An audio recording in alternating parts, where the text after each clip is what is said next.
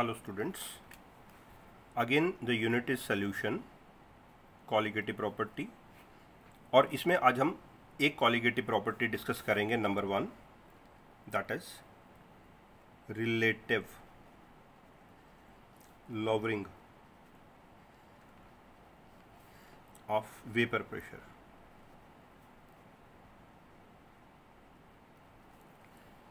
Relative lowering of vapour pressure.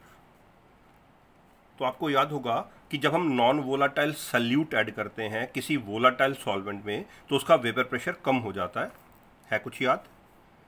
ये एक liquid है ना, मान लो वाटर है ये, इसका कुछ वेपर प्रेशर है, pure vapour pressure of water. कोई वैल्यू लेट करता हूँ, मान लो 100 टॉर लेट कर लेता हूँ। वाटर का प्योर वेपर प्रेशर 100 टॉर है। मान लीजिए इसके अंदर मैंने कोई non volatile solute sugar add कर दिया, है ना। जैसे इसमें नॉन वोलाटाइल सल्यूट ऐड करते हैं, अगर आपको याद है नॉन वोलाटाइल सल्यूट ऐड करने से इसका वेपर प्रेशर कम हो जाता है, ठीक है। अब जो इसका वेपर प्रेशर है उसको हम बोलेंगे पार्शियल वेपर प्रेशर। बड़ा मान लो वो 80 टॉर है। तो बताओ पहले इस वाटर का, प्योर वाटर का वेपर प्रेशर क्या था? 100 टॉर। शुगर ऐड करने के बाद इसी वाटर का सोल्यूशन का वेपर प्रेशर कितना हो गया? 80 टॉर। बेटा वेपर प्रेशर डिक्रीज कितना हुआ? That comes to be 20 torr. उसको आप बोलते हैं delta P, lowering of vapour pressure. Delta P that is P naught A minus P A, that comes to be 100 minus 80, that is 20। This called lowering, delta P, lowering of vapour pressure. और बेटा ये जो lowering of vapour pressure है, इसको अगर आप P naught ए से divide करें प्योर वेपर प्रेशर से, इसको बोलते हैं, इस रेशो को बोलते हैं relative lowering of vapour pressure. Okay, what is relative lowering of vapour pressure? It is the ratio of lowering of vapour pressure to the pure vapour pressure. इसका value कितना आएगा? डेल्टा पी 20 आ गया और P naught ए का value 100 आ गया। ये divide किया तो बेटा ये 0.2 आ जाएगा। This is called relative lowering of vapour pressure, है ना। तो टर्म समझ आ गई आपको, relative lowering of vapour pressure. This is a colligative property. अगर मैं लिखूं यहाँ पे एज पर रॉल्स लॉ, तो मैं इसको ऐसे लिखूंगा, delta P upon P naught A is equal to X B. This is as per Raoult's law. When only solvent is volatile, relative lowering of vapor pressure is equal to mole fraction of non-volatile solute when only solvent is volatile, ठीक है ना। So this is from Rod's law, relative lowering of vapor pressure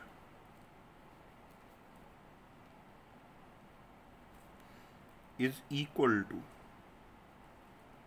mole fraction of solute when only solvent is volatile, ठीक है। अब बेटा ये जो ratio है delta P upon P naught ए किसके बराबर है? मोल फ्रैक्शन के। और बेटा वो प्रॉपर्टी जो मोल फ्रैक्शन के बराबर है, जो कॉन्सेंट्रेशन पे डिपेंड करती है, उसे आप कॉलिगेटिव प्रॉपर्टी बोलते हैं। Since delta P upon P naught A depends upon the concentration, ठीक है। Since delta P upon P naught A depends upon concentration, in this case mole fraction, so it is a colligative property, right? So delta p upon p naught a। अच्छा, अगर मैं इसको cross multiply करता हूं, delta p is equal to P naught A X A, ये भी ठीक है। अब ये पी नॉट ए कॉन्स्टेंट है, नेक्स्ट स्टेप में लिखूंगा delta p is directly proportional to X P. Okay, so lowering of vapour pressure now is directly proportional to mole fraction. मतलब वेपर प्रेशर में कितना डिक्रीज होगा, यहां शुरू में कितना था 100, बाद में 80, डिक्रीज कितना हुआ 20, that is delta P. Lowering of vapour pressure is directly proportional to mole fraction. आप चाहें तो आप इसको भी कॉलिगेटिव प्रॉपर्टी ले सकते हैं, लेकिन साथ में आपको मेंशन करना पड़ेगा एट कॉन्स्टेंट टेम्परेचर। बेटा ये जो पूरी रेशियो है ना relative lowering of vapour pressure, ये टेम्परेचर डिपेंडेंट नहीं है, इसलिए प्रेफरेबली हम इसी को कॉलिगेटिव प्रॉपर्टी बोलते हैं। लेकिन अगर आप चाहें तो कह सकते हैं lowering of vapour pressure is also a colligative property but at constant temperature. Actually vapour pressure जो है ना ये टेम्परेचर पर डिपेंड करता है, relative lowering of vapour pressure temperature पर डिपेंड नहीं करता। So delta P is directly proportional to X B at constant temperature. So अगर आपसे पूछा जाए which of the following is the colligative property, आप बोलेंगे relative lowering of vapour pressure. ठीक है, अगर पूछा जाए कांस्टेंट टेम्परेचर पर क्या लवरिंग ऑफ वेपर प्रेशर भी कॉलिगेटिव प्रॉपर्टी, आप बोलेंगे हाँ, कांस्टेंट टेम्परेचर पर lowering of vapour pressure that is also a colligative property. अब ये जो फार्मूला है इसको यूज करके आप कुछ प्रॉब्लम कर सकते हैं। जैसे मान लीजिए मैं एक प्रॉब्लम लिखता हूं, 6 ग्राम यूरिया एडेड इन 100 या 90 ग्राम added in 90 gram water at 373 Kelvin. Find the vapor pressure, comma, lowering of vapor pressure,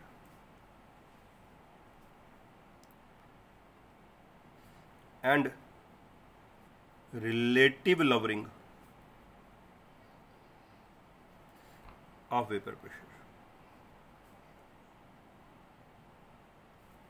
at same temperature when pure vapor pressure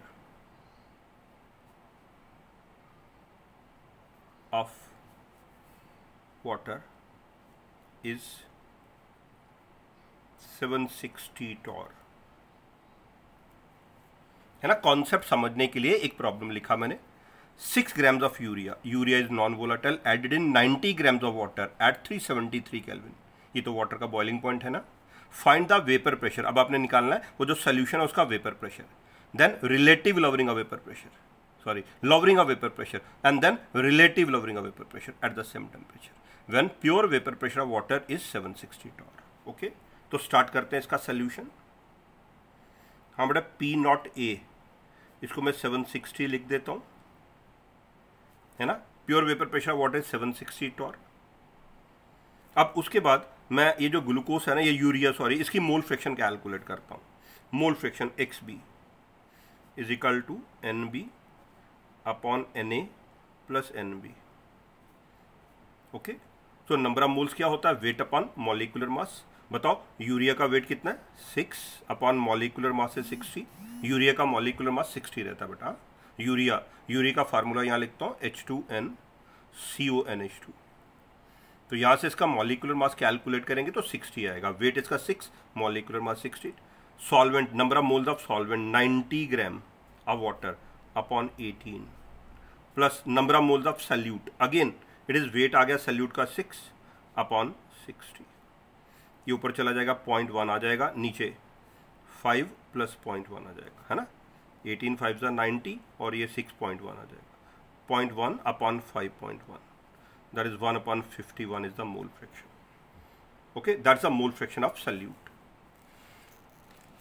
अब नेक्स्ट स्टेप में मैं फार्मूला यूज करता हूँ relative lowering of vapour pressure, that is delta P upon P naught A is equal to XB, है ना। Again delta P upon P naught A is equal to 1 upon 51।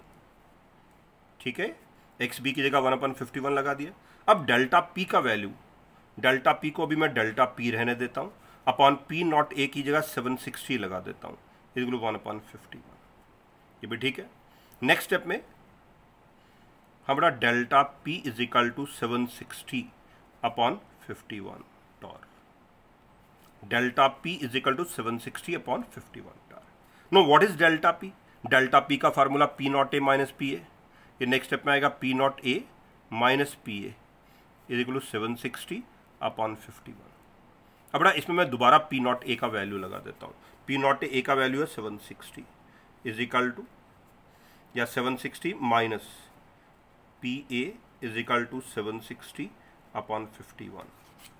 Okay, इसकी जगह 760 आ गया, minus P A is equal to 760 upon 51। अब इसको rearrange करता हूँ, यह जगह 760 minus 760 upon 51 is equal to P A. Okay, इसको ये 760 इसको इस तरफ ट्रांसपोज किया, 760 by 51 is equal to P A. तो नेक्स्ट स्टेप में अगर आप इसको मल्टीप्लाई करते हैं आएगा 51 into 760 minus 760 okay, upon 51 is equal to P A. ठीक है, 51 इसका एलसीएम आ गया दोनों का, है ना। तो ऊपर आएगा 51 इंटू 760 माइनस 760। तो ये कितना आ जाएगा, इन दोनों में से 760 कॉमन करेंगे अब, तो आ जाएगा 760 ब्रैकेट में 51 minus 1 upon 51 is equal to P A. So next step में 1 माइनस कर दिया, that is 760 into 50 upon 51 is equal to P A.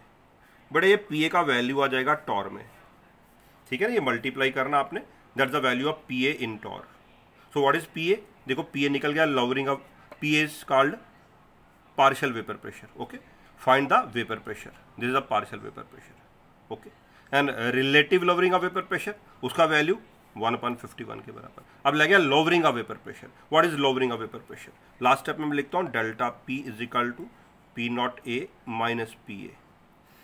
P naught is 760 minus P naught is 760 minus this 760 into 50 upon 51. Okay, you have to solve that. This is this much torr, that will be the second answer. एक बार फिर देखते हैं, find the vapour pressure. तो बेटा vapour pressure आ गया P not, P A, ये value आ गई P A. Next is lowering of vapour pressure, that is delta P, वो ये वैल्यू आ गई, this is lowering of vapour pressure. Third is relative lowering of vapour pressure, that is this much, this is relative lowering of vapour pressure. तो these are the 3 answers. ठीक है, again मैं conclude करता हूं, अगर आप एक नॉन वोलाटाइल सल्यूट ऐड करते हैं किसी वोलाटाइल लिक्विड में, तो उस लिक्विड का वेपर प्रेशर कम हो जाता है। और याद रखो, जितना ज़्यादा सल्यूट ऐड करोगे वेपर प्रेशर उतना डिक्रीज हो जाएगा। ठीक है, अपनी बात को समझाने के लिए मैं एक क्वेश्चन और आपके साथ करता हूं, सिंपल सा क्वेश्चन। एक बार मैं लिख देता हूं यहां पे, greater the concentration of solute inside solution, greater will be the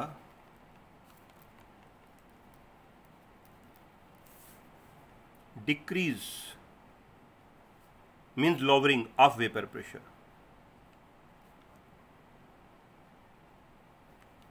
ठीक है, greater the concentration of solute inside solution, जितनी ज्यादा कॉन्सेंट्रेशन ऐड करेंगे greater will be the decrease, उसका वेपर प्रेशर उतना कम हो जाएगा, है ना। Therefore lower will be the vapour pressure. कहने का मतलब वो जो सोल्यूशन होगा उसका वेपर प्रेशर उतना कम हो जाएगा। क्या मतलब है, जैसे देखो मैं यहां लिखता हूं ए और बी, दो सोल्यूशन लिखता हूं। फर्स्ट को लिखता हूं 1.5 मोलल एक्वस यूरिया, नेक्स्ट लिखता हूं 1.2 मोलल एक्वस सोडियम क्लोराइड। आप सबसे पहले बताइएगा, यूरिया और सोडियम क्लोराइड में से आयनिक कौन है? Sodium chloride. यूरिया तो आयन नहीं बनाता, सोडियम क्लोराइड कितने आयन बनाता है? 2 आयन बनाता है ना। यहां मैं लिखता हूं concentration inside solution. Urea dissociate नहीं करता तो ये 1.5 मोलल ही रहेगा, जो ये 1.5 यूरिया आयोनाइज नहीं, ये कितने आयन बना रहा? 2, तो ये 1.2 को मैं 2 से मल्टीप्लाई कर दूंगा, रहेगा 2.4 मोलल। क्यों मैंने 2 से मल्टीप्लाई किया? क्योंकि इस केस में ये 2 आयन बनाता है, तो नंबर ऑफ आयन्स जो है, नंबर ऑफ पार्टिकल, वो डबल हो जाएंगे अंदर जाके। अब बताओ 1.5 मोलर 2.5 मोलर, किसकी कंसंट्रेशन सोल्यूशन में ज्यादा हो रही है? किस केस में नंबर ऑफ पार्टिकल ज्यादा है? ठीक है, नंबर ऑफ पार्टिकल्स, इसका मतलब हो गया concentration, that is B greater than A. B में नंबर ऑफ पार्टिकल ज्यादा है सोल्यूशन में एज कंपेयर टू ए, तो बेटा जितने ज्यादा पार्टिकल उसमें उतना लोवरिंग ऑफ वेपर प्रेशर, तो बी का जो वेपर प्रेशर है वो ज्यादा डिक्रीज होगा एज कंपेयर टू ए, है ना। बी का वेपर प्रेशर ज्यादा डिक्रीज होगा एज कंपेयर टू ए। इसका मतलब जो बी है उसका वेपर प्रेशर लोएस्ट हो जाएगा as compare to, therefore B will have lower vapour pressure. As compare to solution A. ठीक है, तो यहां से हम ऐसे कंक्लूड करेंगे कि जहां जितनी ज्यादा कंसंट्रेशन हो जाएगी उसका वेपर प्रेशर उतना कम हो जाएगा। Therefore greater the concentration of solute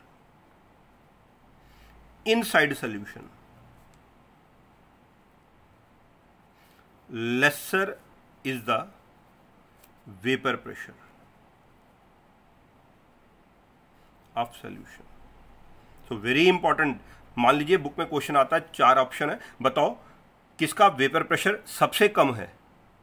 तो आपको फाइंड आउट करना है जिसमें कंसंट्रेशन ज्यादा है। ग्रेटर द कंसंट्रेशन आगे बोलिए लेसर द वेपर प्रेशर। इसका कन्वर्स क्या बोलेंगे? Lesser the concentration greater the vapour pressure. ये भी पूछा जा सकता है। lesser the concentration of solute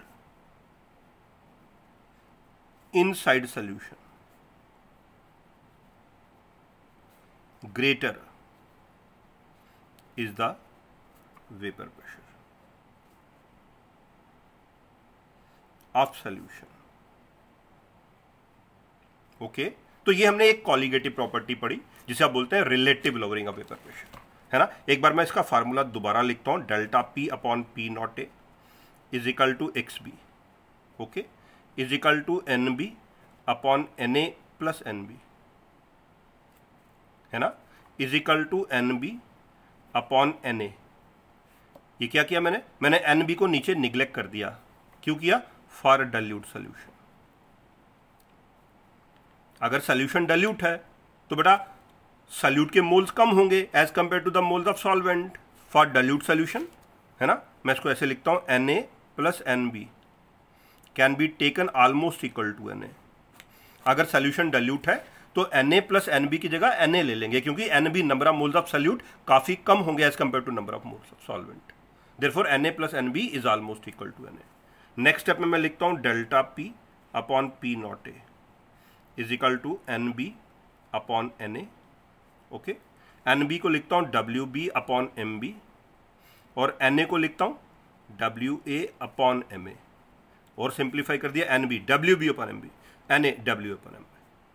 अब ये जो एम बी है मॉलिक्यूलर मास ऑफ सॉल्यूट है। लास्ट स्टेप में एम बी इधर ले आता हूं मैं, एम बी ऊपर, तो ये आ जाएगा W B into M A into P naught A, okay. ये आ जाएगा, अब मैं एम बी को ऊपर ले आएगा W B into M A, ये पी नॉट ए ऊपर आ गया, नीचे delta P into W A. एक सिंपल फार्मूला मैंने लिखा और इस फार्मूला की हेल्प से हम एम बी कैलकुलेट करते हैं, molecular mass of solute. Using this formula we can calculate molecular mass of solute, okay. Using this formula we can calculate molecular mass of non-volatile solute, okay. तो ये मैंने बताया था colligative property के application. With the help of colligative property we can calculate molecular mass of non volatile solute. Thank you.